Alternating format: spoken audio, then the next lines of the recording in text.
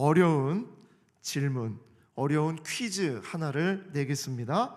화면을 잘 보시고 다음에 빈칸에 들어갈 답을 여러분들께서 말씀해 주시면 됩니다. 자, 화면을 보시기 바랍니다.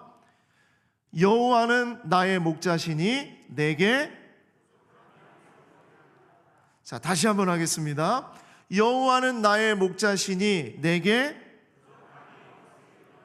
100점. 100점입니다. 100점. 네, 100점입니다. 목사님 무슨 이런 질문 같지도 않은 질문을 내시고 그래요? 하실 분도 계실지 모르겠는데, 여호와는 나의 목자시니 내게 부족함이 없으리로다. 다윗의 인생을 농축해서 한 문장으로 표현을 했던 바로 그 문장, 이것입니다. 자, 그런데 우리는 이 고백이 얼마나 우리에게 있어서 진심일까요? 우리는 정말 이 고백을 나의 고백으로 그렇게 말할 수 있는지 모르겠습니다.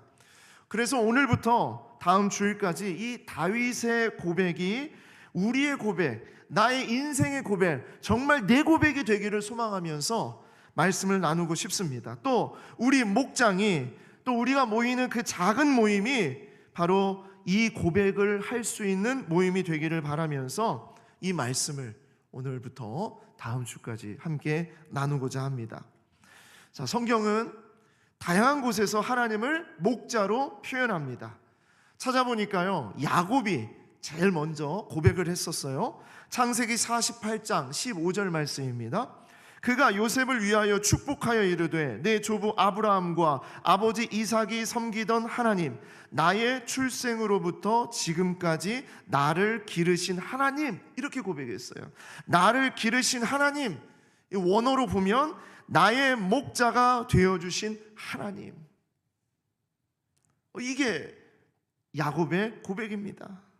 자, 뿐만 아니라 아삽, 이사야, 예레미야, 에스겔, 미가, 스가랴, 수많은 구약의 사람들이 하나님을 목자라고 했어요. 하나님은 나의 목자다. 그리고 예수님은 뭐라고 말씀하셨냐면 자신을 나는 선한 목자다, 그렇게 말씀하셨어요. 자, 여기 성경에서 말씀하고 있는 이 목자는 양을 치는 목자입니다. 양을 치는 목자. 이 성경에는 양에 대한 이야기가 가득합니다. 그럴 수밖에 없는 게 구약시대 때부터 신약시대 때까지 이 성경의 배경이 되는 그 지역 자체가 양을 키우기에 아주 적합한 그런 지역이었고요. 이 양은 이스라엘에게 있어서는 없어서는 안 될 그런 가축이었고 재산이었고 가족이었습니다. 그래서 양에 대한 이야기가 성경에 많이 나와요. 하지만 우리한테는 양이라는 게 좀 낯섭니다. 그렇죠? 우리는 양을 키우는 그런 민족이 아니었잖아요. 그래서 우리는 양이 좀 낯설고, 그래서 양을 잘 이해하지 못하고, 또 성경에 나오는 양과 목자 이런 이야기가 사실은 우리에게 낯섭니다. 그래서 여호와는 나의 목자시니라고 말하는 이 단어, 이 문장이 사실 그렇게 확 와닿지는 않아요. 저도 사실 그렇습니다. 그래서 이 고백이 어떤 고백인가를 우리가 함께 이 시간 같이 깊이 있게 한번 보았으면 좋겠다라는 생각입니다.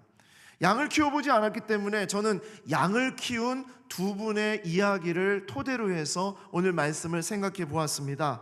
자, 두 분의 이야기가 책으로 나와 있는데 너무나 좋은 책입니다. 필립 켈러의 양과 목자라는 책이 한 책입니다. 이것은 1970년도에 필립 켈러가 직접 양치기를 하면서 시편 23편에 있는 말씀을 가지고 글을 적어 내려간 책이에요. 너무너무 좋은 책입니다. 그 다음에 두 번째 책은 디모데 레니에게 양을 돌보는 참목자. 이것은 최근에 나온 책인데 전 세계 수많은 목사와 교수와 성도들이 읽은 책, 너무나 정말 좋은 그런 책입니다. 자, 이 필립 켈러와 디모데 레니에 이 두 저자들의 공통점은요, 정말 양을 오랫동안 키운 사람들이었어요. 양을 너무너무나 잘 알았던 사람들입니다. 양들과 먹고 자고 함께 뒹굴면서 양의 본성과 특징을 배우고, 그래서 성경이 말씀하시는 양과 목자의 뜻이 무엇인지 아주 깊이 있고 풍부하게 전달한 사람들이에요. 꼭 여러분 관심 있는 분들은 꼭 이 책을 보셨으면 좋겠습니다. 양은요, 한마디로 말해서 양의 특징, 양은 목자의 공급과 인도와 보호에 전적으로 의존한다. 이게 이 두 분의 공통적인 의견입니다. 자, 양은 목자의 공급과 인도에 전적으로 의존합니다. 한마디로 얘기해서 양은 목자 없으면 죽습니다. 참으로 미련하고 너무도 연약하기 때문에, 그리고 양은 고집이 세기 때문에, 이따가 이제 고집 얘기도 할 텐데요, 양은 너무너무나 고집이 세기 때문에 목자가 없으면 죽습니다. 그래서 양은 어떤 목자를 만나느냐에 따라 양의 생활이 달라집니다. 양은 전적으로 목자를 의지합니다. 이게 양의 특징이에요. 그래서 필립 켈러는 이렇게 말합니다. 무릇 개개 양들의 삶의 운명이 그 주인의 유형에 달려 있다는 사실을 직접적인 체험을 통해 알았다. 어떤 목자들은 그들의 양무리를 돌보는 일에 있어서 유순하고 친절하며 지적이고 용감하며 헌신적이었다. 어떤 목자의 보호 아래서는 양들이 싸우고 굶주리며 끝없는 시련을 당할 것이다. 또 어떤 목자의 보호 아래서는 양들이 만족스럽게 번성하고 잘 자랄 것이다. 양은 어떤 목자를 만나느냐에 따라서 양의 인생이라고 하면 좀 양생이라고 할까요? 양의 삶이 완전히 달라진다는 거예요. 이것을 누가 잘 알고 있었느냐? 다윗이 너무나 잘 알고 있었습니다. 어렸을 때부터 뼛속 깊숙이까지 양의 생리와 목자가 어떤 것인지 이걸 너무나 잘 알았던 다윗은 자신의 인생의 경험을 다 모아서 한 문장으로 이렇게 고백하는 것입니다. 여호와는 나의 목자시니 내게 부족함이 없으리로다. 자, 우리 다시 한번 고백해 봅시다. 시작. 여호와는 나의 목자시니 내게 부족함이 없으리로다. 네, 이 고백입니다. 양을 너무도 잘 알았던 다윗은요, 양의 모든 활동에 절대적인 존재는 오직 목자라는 것을 고백합니다. 가장 절대적이며 완전히 의지하는 고백입니다. 저는 우리의 삶이, 그리고 우리의 목장이, 그리고 우리의 가정이, 우리들의 모든 인생이 이 고백으로 가득 채워지기를 소망합니다. 그렇기 위해서 이게 무슨 뜻인가? 그걸 알아야죠. 그렇죠? 우리는 목자가 되어본 적도 없고 양을 키워본 적도 없기 때문에, 왜 여호와는 나의 목자시니, 여호와가 나의 목자가 됐을 때 내게 부족함이 없으리로다 라는 이런 문장이 나오게 된 것인지, 여러분, 우리는 이것을 한번 살펴봐야 됩니다. 왜 부족함이 없을까요? 첫 번째, 목자는 누이시며 인도하시는 목자이기 때문입니다. 목자는 누이시며 인도하시는 목자다. 자, 23편 2절 말씀 같이 읽겠습니다. 시작. 나를 푸른 풀밭에 누이시며 쉴 만한 물가로 인도하신도다. 네, 자, 이 말씀을 보면요, 전적으로 주도권을 누가 쥐고 있냐면 목자가 쥐고 있습니다. 누이는 것도 인도하는 것도 다 목자입니다. 양이 스스로 한다는 이야기가 아닙니다. 누이시며 인도하시는도다. 양은 아주 묘한 습성이 있다고 그래요. 양은 양의 생리상 4가지 필요 조건을 충족시키지 않으면 양을 눕게 하는 일은 거의 어렵다는 거예요. 자, 양을 눕게 하는 방법. 양이 왜 눕지 못하는가? 양은 4가지가 충족이 안 돼. 이 4가지 중에 한 가지라도 충족이 안 되면 양은 눕지 않는데요. 특이하죠? 자, 그 4가지가 무엇이냐? 첫 번째, 두려움. 두 번째, 긴장감. 세 번째, 괴로움. 네 번째, 배고픔. 첫 번째, 두려움입니다.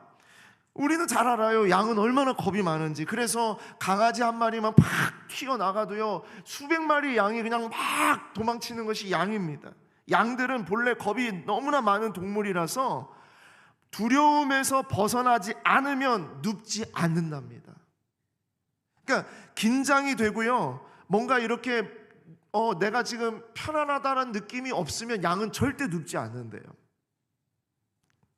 두 번째로, 양은 긴장감이 있으면 눕지 않는답니다. 우리는 양을 볼 때 아유 정말 양은 너무나 순하다, 너무나 착하다, 우리가 이렇게 볼지 모르지만 양들은 하나의 집단으로 사회성을 가지고 있는 동물이기 때문에 양들 안에는 아주 치열한 싸움이 있대요. 그러니까 우리가 알지 못하는 양들 자기들끼리의 치열한 싸움이 있대요. 그래서 저희들 간에 싸움이 쉬지 않으면, 싸움이 그대로 있으면 절대 눕지 않는답니다. 그 다음에 세 번째로, 양은 괴로우면 눕지 않는답니다. 양들이 뭐가 괴로운 게 있을까? 파리나 기생충으로 말미암아 몸에 괴로움을 느끼게 되는 경우에도 양들은 눕지 않는답니다. 정말 예민하죠, 그렇죠? 우리는 둔한 줄 알았어요. 그런데 양은요, 파리가 날아다니고 기생충이 뛰어다니면 눕지 않는다는 거예요. 괴로움을 참지 못한다는 거죠. 그 다음에 양은요, 네 번째로, 배고프면 절대 눕지 않는답니다. 양이 누울 때는 배가 불러야 된다는 거예요. 배부르게 꼴을 먹지 않는 양들은 누우려 하지 않습니다. 배가 불러야 양들은 눕는다. 두려움, 긴장감, 괴로움, 배고픔, 이 네 가지 가운데에서 이 모든 것들이 이제 충족이 되지 않으면 눕지 않는다. 정말 우리는 양은 그냥 순하고 착한 줄만 알았더니 얼마나 예민하고 얼마나 고집이 있고 그런지 모르겠죠. 그런 걸 알 수 있습니다. 그렇기 때문에 중요한 것은요, 이 모든 네 가지의 염려에서 놓이게 해줄 수 있는 이는 오직 목자밖에 없다라는 거예요. 목자밖에 없습니다. 양은 이 네 가지를 자기들 스스로 해결해 나아갈 수 없다는 거예요. 오직 목자들이 하는 거라는 거죠. 양들이 평안을 누리느냐 아니면 불안에 처하느냐 하는 것은 전적으로 목자에게 달려 있다. 목자의 성실함에 달려 있다. 목자의 사랑에 달려 있다라는 것입니다. 다윗은 이것을 너무나 잘 알고 있었습니다. 그래서 다윗은 양떼를 위해서 목숨을 걸고 이 네 가지를 지켜내고자 다윗은 몸부림을 쳤어요. 어렸을 때부터 양들을 그렇게 지켰어요. 그래서 다윗은 자신 있게 이 고백을 할 수 있는 거예요. 여호와는 나의 목자시니 내게 부족함이 없으리로다. 왜냐하면 누는 것도 인도하는 것도 목자가 아니면 할 수 없기 때문이라는 거죠. 참 신기한 것이 있는데 그게 뭐냐면, 우리가 푸른 풀밭으로, 그렇죠? 그가 나를 푸른 풀밭에 누이시며, 이 푸른 풀밭을 찾는 것이요, 목자가 우연히 양떼를 끌고 가다가 야 저기 푸른 풀밭이 있네. 우리 생각에는 그랬어요. 제 생각은 그랬어요. 가다가 우연히 푸른 풀밭이 나오면은 그곳으로 양떼를 막 몰고 가는 줄 알았어요. 아니라는 거예요. 푸른 풀밭을 찾는 것은 우연히 찾는 것이 아니라 가꾸고 만들어낸 것이라는 거죠. 그래서 필립 켈러는 이렇게 말합니다. 푸른 풀밭은 우연히 이루어지는 것이 아니다. 푸른 풀밭은 엄청난 수고와 시간과 땅의 관리 기술의 산물이다. 거친 자갈밭을 일구어서 가시덤불과 나무 등걸과 뿌리들을 제거하고 깊이 파서 흙을 부드럽게 고른 다음에 풀씨를 뿌리고 특별한 곡식을 뿌리고 콩을 심고 물을 대어서 양들을 먹일 꼴들을 정성스럽게 관리하는 그 결과로 푸른 풀밭이 만들어진다는 거예요. 와, 전적으로 푸른 풀밭은 목자의 능력입니다. 어떤 목자가 양들을 이끌고 가느냐, 그거에 달려 있다는 거예요. 푸른 풀밭이. 목자가 얼마나 성실해야 되고, 목자가 얼마나 많은 것들을 준비해야 되고 생각해야 되고 미리 씨를 다 뿌리고 개척해 나가야 되는지를 얘기하고 있는 것이죠. 그리고 목자는 뭘 한다고요? 쉴만한 물가로 인도한다고 합니다. 쉴만한 물가. 양들은 물을 꼭 먹어야 되는데 기본적으로 양은 3가지 종류의 물을 먹을 수 있다는 거예요. 첫 번째로 풀잎에 맺힌 이슬, 두 번째로 깊은 우물, 세 번째로 샘물과 시내.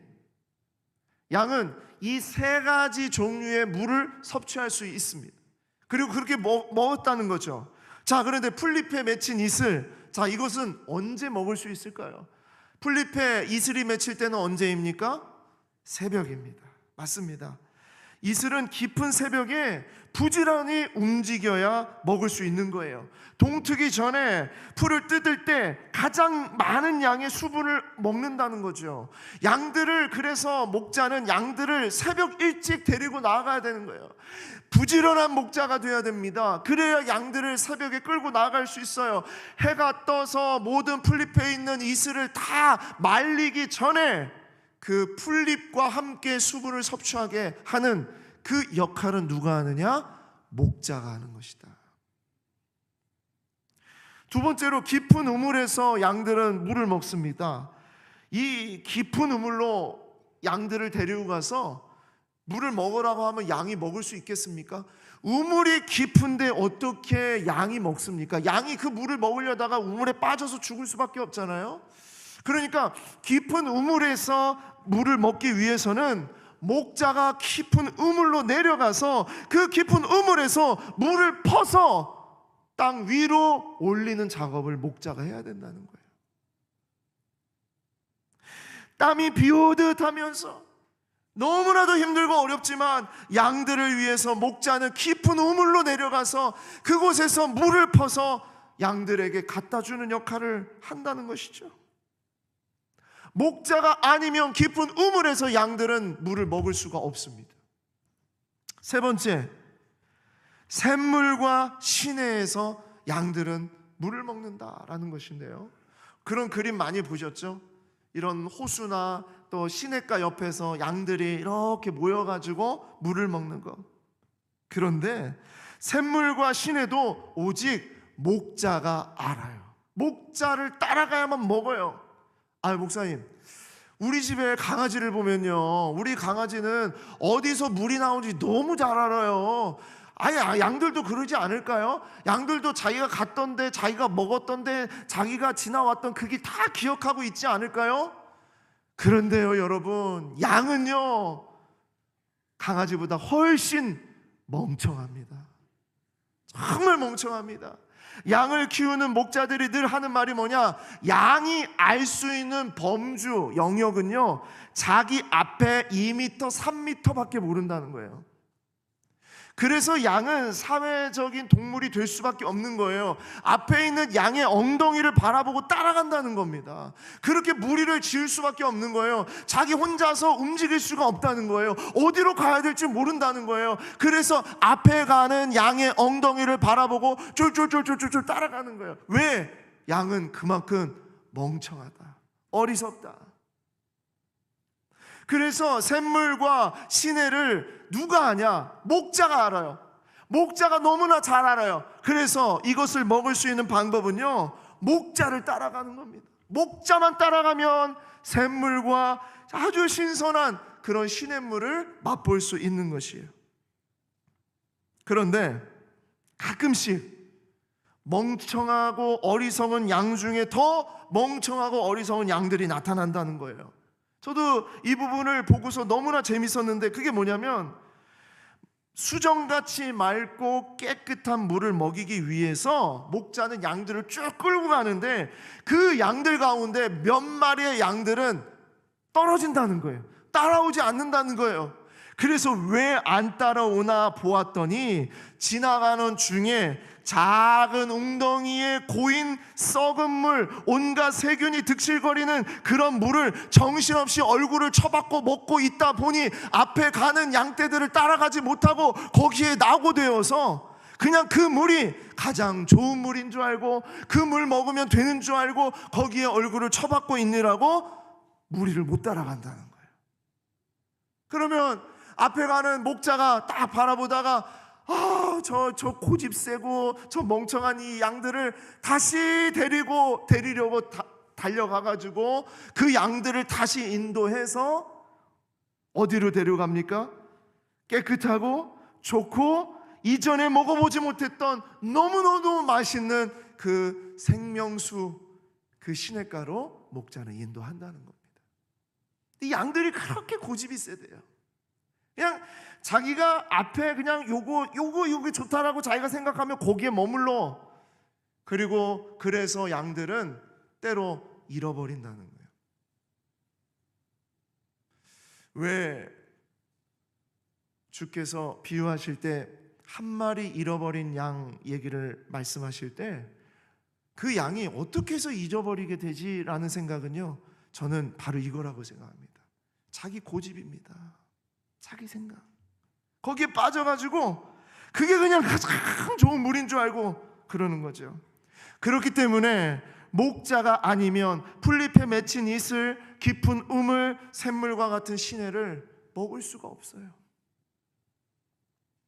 목자가 누이시고 목자가 인도하신다는 의미는 우리가 생각하는 것보다 훨씬 어렵고 고통스러우며 부지런해야 되고 치열한 인내심을 요하는 겁니다. 누가요? 목자가. 참으로 미련하고 연약하나 지극히 자기 고집으로 똘똘 뭉쳐있는 이 양은요, 엄밀히 말해서 자기가 하는 게 아무것도 없어요. 잘 따라간다고요? 목자를 잘 따라간다고요? 아니요. 목자를 잘 따라가는 것이 아니라 목자가 잘 따라오게 하는 것이에요. 이사야 53장 6절 말씀, 우리는 다 양 같아서 그릇 행하여 각기 제 길로 갔거늘. 우리가 다 각기 제 길로 가는 이유, 양 같기 때문이라는 겁니다. 근데 우리가 몰라요. 양 같은 게 뭔지 몰라요. 그런데 이 이야기를 통해서 우리가 알 수 있어요. 어리석고 멍청한데 뭐까지 있어? 고집이 있어. 그냥 막 자기가 생각하는 대로 다 그릇 행해서 각기 제 길로 갔거늘 여호와께서는, 목자 되신 여호와께서는 우리 모두의 죄악을 그에게 담당시키셨느니라. 목자가 우리를 이끌어 주셨기 때문에, 하나님이 우리를 이끌어 주셨기 때문에 우리의 모든 것을 다 예수 그리스도에게 담당할 수 있도록 인도하셨다는 거예요. 오직 목자의 의지입니다. 목자의 마음이고 목자의 수고만이 양을 살릴 수 있습니다. 양은 할 수 있는 것이 아무것도 없습니다. 오직 목자, 어떤 목자를 만나느냐에 따라 양은 살기도 하고 죽기도 합니다.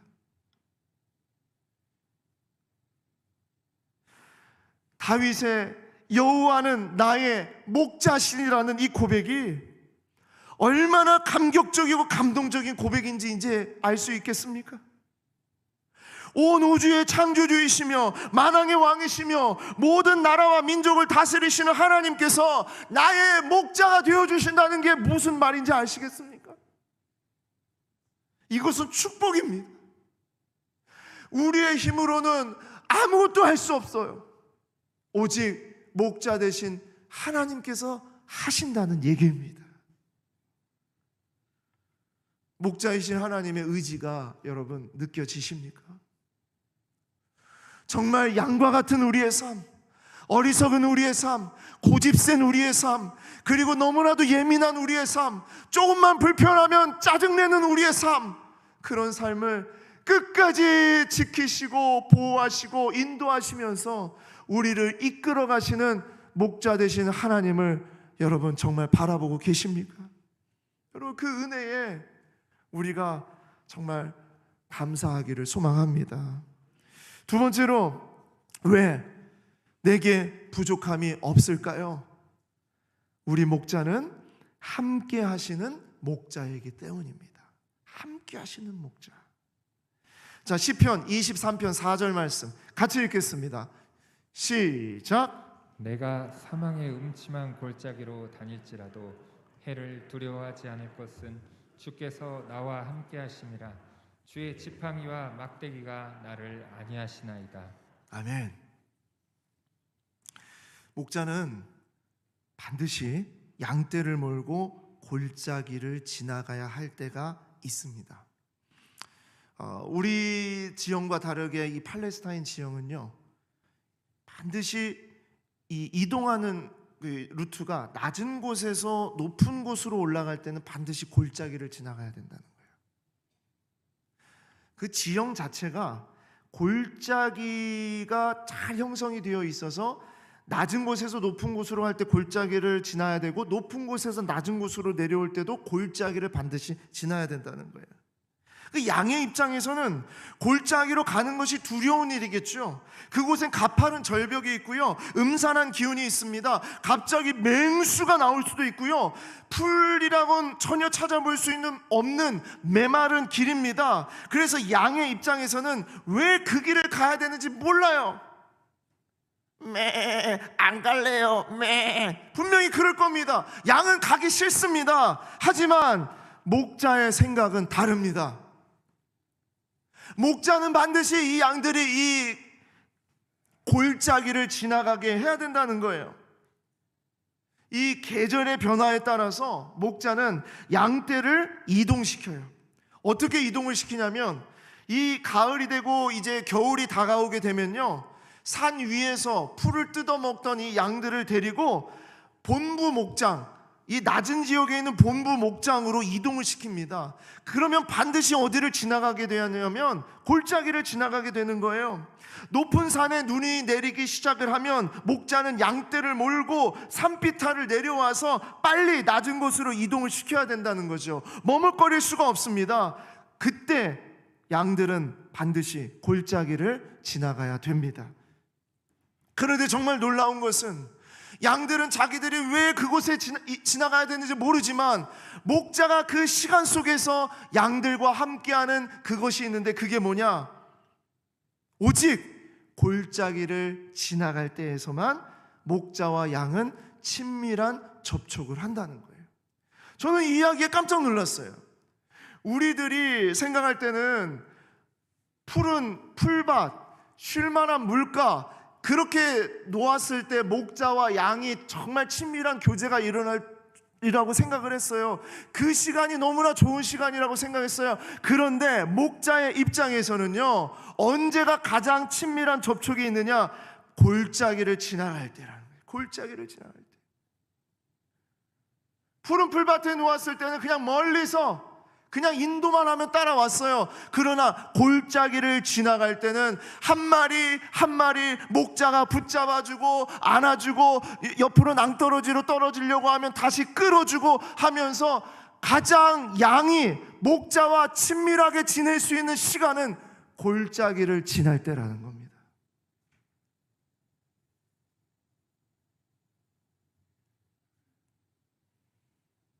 얼마나 저는 이 이야기에 참 마음에 감동이 있었는지 몰라요. 우리는 사망의 음침한 골짜기, 정말 이 가기 싫은 골짜기, 왜 이런 곳에 우리가 있어야 되는지 모르는 그런 골짜기에 있을 때 우리들은 원망하고 짜증내고 왜 굳이 이렇게 가야 되는지 모르지만, 골짜기에 가서 목자와 친밀한 스킨십을, 친밀한 만남을 하나 되는 시간이 된다는 것을 몰랐기 때문에. 그리고 겨울이 지나서 봄이 되면 목자는 다시 양떼들을 데리고 높은 산으로 이동을 합니다. 왜? 그래야 한여름에 아주 좋은 풀들을 먹을 수 있기 때문에. 그래서 목자는 정말 이 양떼들을 데리고 다시 어디를 지나가냐? 골짜기를 지나가게 합니다. 겨울이 지나서 아직 날씨가 찰 수도 있습니다.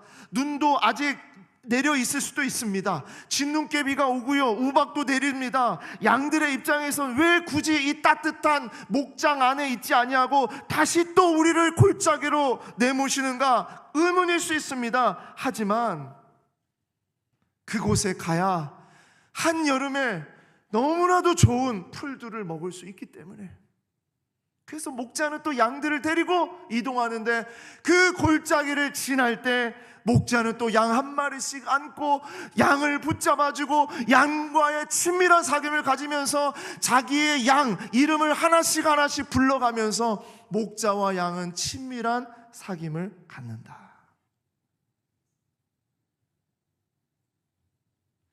그때 왜 가야 되는지 그건 모르지만 양이 반드시 한 가지 아는 것이 있어요. 그게 무엇이냐? 한 가지 아는 것. 양이 이 한 가지는 분명히 안다는 거죠. 그게 뭐냐? 이 모든 시작부터 도착할 때까지 나의 목자가 함께 한다는 것입니다. 나의 목자가 함께 한다.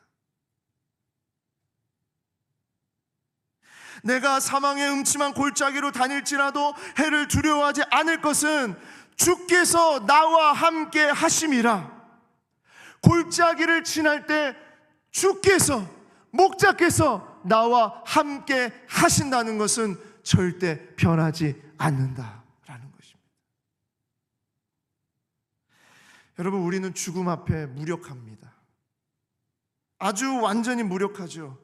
그래서 죽음이란 그림자 앞에서 벌벌 떱니다. 죽음뿐입니까? 고통, 우울, 질병, 부상과 같은 그런 존재 앞에서 우리는 무서워합니다. 그게 정상입니다. 우리는 양과 같기 때문입니다. 우리는 우리의 힘으로 해결할 수 없기 때문입니다. 감당할 수가 없습니다. 사망의 음침한 골짜기요, 우리 스스로는 절대 갈 수 없습니다. 오직 그 골짜기는 목자만이 인도할 수 있고 목자만 따라가야만 그 골짜기를 지나갈 수 있습니다. 그리고 그 골짜기를 지나가야 결국 생명의 땅, 너무나 아름다운 푸른 초장과 쉴 만한 물가가 거기에 있다는 거예요. 그래서 목자는 골짜기를 지나는 동안 양떼와 함께 한다라는 것이죠. 어떤 양들이, 고집센 양들이 또 나타났습니다. 이 양들이, 이런 양들이 있어요.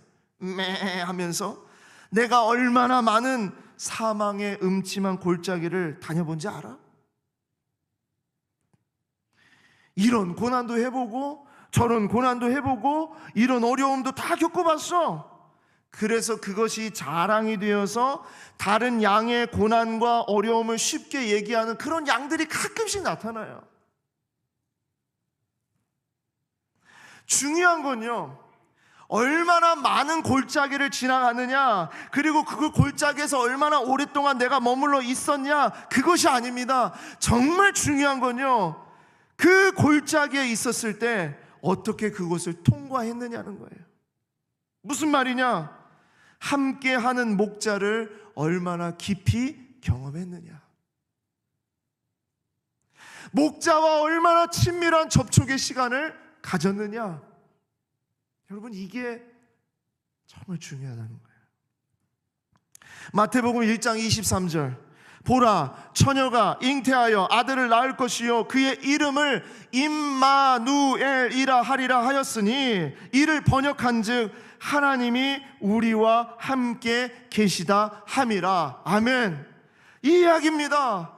하나님께서 너무나도 미련하고 너무나도 어리석고 너무나도 자기 고집으로 가득 찬 우리의 삶에 찾아오셔서 우리가 이 골짜기를 지나가야 되는데, 사망의 음침한 골짜기로 지나가야 되는데, 반드시 이 골짜기를 지나가야 되는데, 그 골짜기를 지나갈 수 있도록 하나님께서 어떻게 역사하시냐?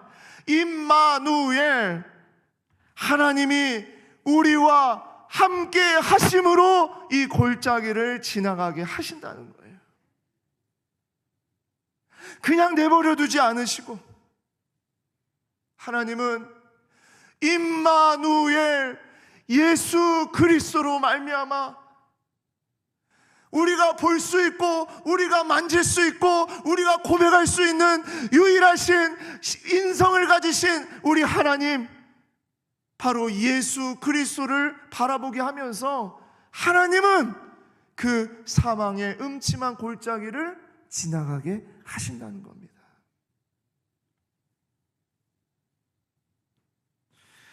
자, 이 사망의 음침한 골짜기를 지나갈 때 목자는 반드시 이것을 가지고 있어야 된다는 거예요. 오늘 말씀에도 나오는데 그것이 무엇이냐면 주의 지팡이와 막대기가 나를 안위하시나이다. 자, 목자는 뭘 가져야 된다고요? 지팡이와 막대기. 이 팔레스타인과 중동 지역에서는 목자들은 오직 이거를 가지고 다닌대요. 지팡이와 막대기. 이 두 가지면 어떠한 골짜기도 다 지나갈 수 있다는 겁니다. 이 지팡이와 막대기는 목자들에게 있어서는 어렸을 때부터, 태어날 때부터 자신의 체력과 힘에 꼭 맞는 지팡이와 막대기를 골라서 지니고 다니는 것을 훈련을 받는다고 합니다. 어렸을 때부터 자기에게 딱 맞는 지팡이와 막대기. 그래서 자기에게 딱 맞는 그립으로 깎아가지고요, 그래서 마치 자기 손과 같이 여기면서 가지고 가게 한다는 거예요. 이 지팡이와 막대기는 목적이 있습니다. 어떤 목적이 있느냐? 여러분 그 목자들이 가지고 다니는 지팡이를 보신 적이 있습니까? 이 그림을 보시면 나무 그 우산 끝에 손잡이처럼 생겼습니다. 지팡이는 끝이 이렇게 휘어져 있죠. 예, 이렇게 휘어져 있는 지팡이를 가지고 다니는 이 지팡이는 이런 것을 상징한대요. 지팡이는 돌봄을 상징하며 공급자의 모습에 어울립니다. 목자는 지팡이를 가지고 중대한 순간에 부드러운 도움, 방향 제시, 격려를 제공합니다. 지팡이는 늘 접촉하는 것에 중요성이 있습니다. 접촉하는 것, 닿는 것, 지팡이는 그 역할을 한다는 거예요. 그래서 목자에게 지팡이가 가장 요긴하게 쓰이는 때가 언제냐? 양이 출산할 때, 새끼 양을 낳을 때, 분만할 때라는 거죠. 어미 양이 최소한의 방해를 받지 않으면서 분만할 수 있도록 목자는 멀리서 떨어져서 지팡이를 가지고 그 끝에 동그란 부분을 가지고 새끼가 잘 나올 수 있도록, 그리고 새끼가 겉에 있는 그런 여러 가지 그런 분비물들을 잘 이렇게 엄마가 핥을 수 있도록 거리를 두고 도닥도닥 거려주는 역할을 한다는 거예요. 사람이 나타나면 새끼가 죽을 수도 있어요. 어미 양이 놀랄 수도 있어요. 그러니까 멀리서 토닥토닥 거리는 거예요. 그리고 양들이 어디에 빠졌어요, 어디 그물에 걸렸어요, 아니면 절벽에 끼었어요. 그럴 때 목자는 바로 이 지팡이로 양을 딱 끌어서 거기에서 건져주는 역할을 합니다. 그래서 지팡이는 목자의 오른팔이라고 불리는 거예요. 때로는 양의 어깨를 톡톡톡 쳐주면서 어느 쪽으로 나아가야 되는지 알려준다는 거예요. 이게 바로 지팡이의 역할입니다. 그래서 지팡이는 늘 접촉을 갖는 것이 중요하다. 지팡이의 의미는 접촉이라는 거예요. 닿는 거예요. 양을 지팡이를 통해서 계속 만져주는 걸 합니다. 우리가 사망의 음침한 골짜기를 지날 때 목자이신 하나님의 지팡이는 늘 우리를 접촉하는 데 사용되어지는 줄 믿습니다. 그 지팡이가 무엇일까요? 주님의 말씀, 주님께서 우리를 붙잡아 주시는 주님의 놀라운 능력이겠죠. 그 은혜 있죠. 어떤 도구겠죠. 그것을 통해서 주님은 우리를 끌어주세요. 자, 그리고 막대기입니다. 자, 막대기는 어느 때 쓰이냐? 고대의 목자들은 지팡이와 함께 몽둥이 이 막대기를 가지고 다녔습니다. 자, 목자는 이 다목적 무기를 허리에 찔러 놓고 다니다가 동물과 인간 약탈자들을 막는 데 사용했습니다. 이따금 제기를 벗어나는 양들에게는 던져서 깨우쳐 주었습니다. 막대기의 중요한 훈육 기능은 양떼의 안전과 안영을 확보하기 위한 것입니다. 막대기는 한마디로 말해서 무기입니다. 무기. 막대기는 지팡이의 반 정도 크기 정도밖에 안 되지만요, 막대기 끝은 해머처럼 이렇게 국자처럼 아주 묵뚝한, 아주 그냥 든든한 딱딱한 그런 뿌리와 같은 그런 것이 있어가지고요, 목자들은 이것을 던져서 맹수를 물리치고 그리고 약탈자들을 물리쳤다는 거예요. 그래서 지금도 목자들끼리 서로 막대기 던지기 게임을 한다는 거예요. 누가 더 정확하게 던져서 저 멀리에 있는 그 목표물을 맞출 수 있는가, 이런 게임을 한다는 거예요. 이게 정확하게 맞으면 정말 아주 무섭답니다. 그래서 맹수도 이 막대기가 무서워서 함부로 덤비지 못한다는 거예요. 막대기는 무기입니다. 자, 이 무기와 같은 이 막대기를 가지고 목자는요, 나쁜 것들, 위험한 것들을 물리쳐 주는 거예요. 그리고 말 안 듣는 양들은 이 막대기를 던져서 정신을 번쩍 차리게 만들면서 목자를 잘 따라올 수 있도록 한다는 것이죠. 자, 목자는 사망의 음침한 골짜기로 갈 때, 양들이 그 길을 걸어갈 때 지팡이와 막대기를 통해서 이 모든 과정들을 잘 지나갈 수 있도록 한다는 것입니다. 그래서 다윗은 여호와는 나의 목자시니 내게 부족함이 없으리라는 이 한 문장이 그냥 나온 것이 아니라 바로 이러한 배경 속에서, 고백 속에서 나왔습니다. 여러분, 우리의 고백이 여호와는 나의 목자시니 내게 부족함이 없으리라는 이 고백이 진짜 우리에게 정말 마음 깊숙한 곳에서 우리의 삶을 담아내며 우리의 인생을 담아내는 그러한 우리의 고백이 되기를 원합니다. 그리고 세 번째로, 상을 차려주시는 목자. 네 번째로, 자기 집에 영원히 살게 하는 목자. 다음 주에 계속 이어서 말씀을 드리겠습니다. 사랑하는 성도 여러분, 그리고 목원 여러분, 주의 사랑을 받은 양떼 여러분, 우리의 작은 모임, 우리의 작은 목장, 그리고 우리의 삶이 진정 이 고백으로 넘쳐나기를 소망합니다. 오직